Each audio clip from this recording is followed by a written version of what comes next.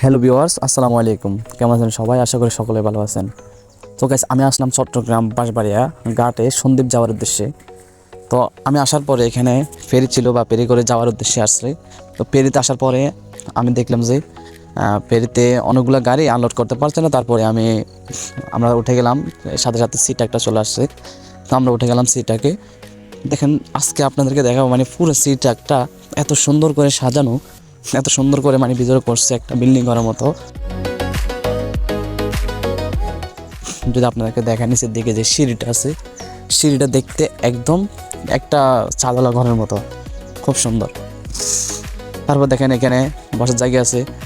তারপরে ওইদিকে একজন মুরব্বী নামাজ পড়তেছে সবার সামনে।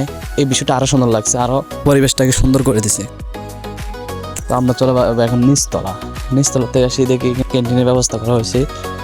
তারপরে নিচতলার এখানে যে বাথরুমগুলো আছে বা ওয়াশরুমগুলো আছে সেগুলো দেখেন, এত সুন্দর বেসিনগুলো দিচ্ছে, বলতে গেলে সবগুলা কাজই বিএভি ভাবে করছে। আপনার নিচে দেখেন এখানে প্রায় 130 জন মানুষ বসতে পারে। সো ভিউয়ার্স, ভিডিওটা এখানে শেষ করছি। ভিডিওটা যদি বিন্দুমণি ভালো লাগে থাকে আপনাদের কাছে, তো লাইক কমেন্ট শেয়ার করে দেবেন। আর আমাদের এই নতুন চ্যানেলটি আপনাদের ভাই হিসেবে সাবস্ক্রাইব করে দেবেন। তো সবাই ভালো থাকবেন, সুস্থ থাকবেন। ধন্যবাদ সবাইকে।